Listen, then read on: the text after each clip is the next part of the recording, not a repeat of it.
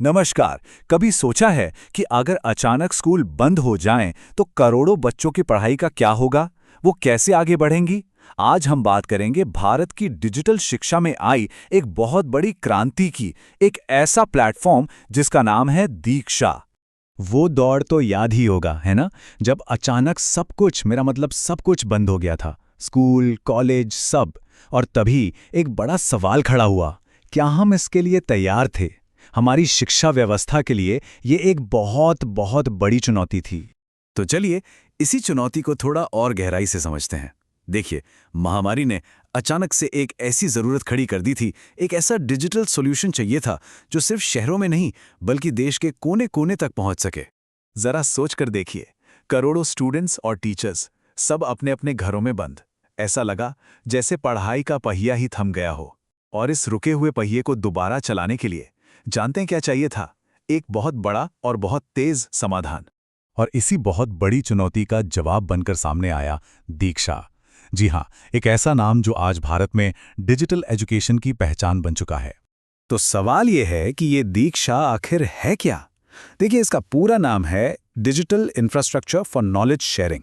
ये शिक्षा मंत्रालय की एक बहुत बड़ी नेशनल पहल है। और इसका मकसद सिर्फ एक, देश के हर बच्चे तक अच्छी और क्वालिटी एजुकेशन पहुंचाना। टीचर्स, स्टूडेंट्स और पेरेंट्स सबके लिए। और यहाँ एक बहुत दिलचस्प बात है। दीक्षा कोई नई चीज नहीं थी जो महामारी के दौरान बनी। नहीं, इसे एनसीईआरटी ने 2017 में ही लॉन्च कर दिया था। लेकिन 2020 के उस मुश्किल दौर ने इसे देश के एजुकेशन सिस्टम का एक मजबूत पिलर बना दिया। तो चलिए अब जरा ये देखते हैं कि ये प्लेटफॉर्म असल में काम कैसे करता है। मतलब टीचर्स के लिए, स्टूडेंट्स के लिए और पेरेंट्स के लिए इसमें क्या क्या है।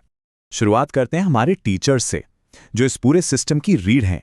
दीक्षा उनको ऐसे डिजिटल टूल्स देता है जिससे उनके पढ़ाने का तरीका और भी पावरफुल और इंटरेस्टिंग हो जाता है। सोचिए, टीचर्स के लिए इस पर प्रोफेशनल डेवलपमेंट के कोर्सेज हैं, यानी वो खुद भी सीखते रहते हैं। बने बनाए लेसन प्लान्स हैं। और तो और इतनी बढ़िया टीचिंग मटेरियल है कि क्लास बोरिंग हो ही नहीं सकती। और हाँ, इसके जरिए वो आसानी से ऑनलाइन टीचिंग भी कर सकते हैं। अब आते हैं उन पर जिनके लिए सब कुछ हो रहा है, हमारे स्टूडेंट्स। उनके लिए तो दीक्षा मानो ज्ञान का एक पूरा खजाना है। और इसका इस्तेमाल तो कमाल का है। देखिए, बस अपनी टेक्स्ट बुक खोलिए, उसमें दिए क्यूआर कोड को अपने फोन से स्कैन कीजिए और बूम, उस टॉपिक से जुड़े सारे वीडियोस, क्विज, नोट्स, सब कुछ तुरंत स्क्रीन पर। है ना कमाल? इसमें क्लास 1 से लेकर 10th तक का सारा मटेरियल है। और ऐसा नहीं कि सिर्फ एक बोर्ड का, एनसीईआरटी, सीबीएसई, स्टेट बोर्ड्स सब कवर होता है। ये पूरी तरह से फ्री है। वीडियो, पीडीएफ, वर्कशीट, क्विज सब कुछ मिलता है। और सबसे बढ़िया बात, एक बार कंटेंट डाउनलोड कर लिया तो फिर बिना इंटरनेट के भी पढ़ाई जारी रहती है। और ये नंबर देखें जरा, 36 से भी ज्यादा भारतीय भाषाएं। मतलब ये प्लेटफॉर्म कितना ज्यादा इंक्लूसिव है। इसका सीधा सा मतलब है कि भाषा पढ़ाई के आड़े कभी नहीं आएगी। अच्छा, तो टीचर्स हो गए, स्टूडेंट्स हो गए, लेकिन ये कहानी यहीं ख़त्म नहीं होती। इस पूरे एजुकेशन इकोसिस्टम में पेरेंट्स का भी एक बहुत ज़रूरी रोल है। दीक्षा में पेरेंट्स के लिए भी खास फीचर्स हैं। वो बड़े आराम से देख सकते हैं कि उनका बच्चा क्या पढ़ रहा है, उसकी प्रोग्रेस कैसी चल रही है। मतलब वो भी इस लर्निंग जर्नी का हिस्सा बन सकते हैं।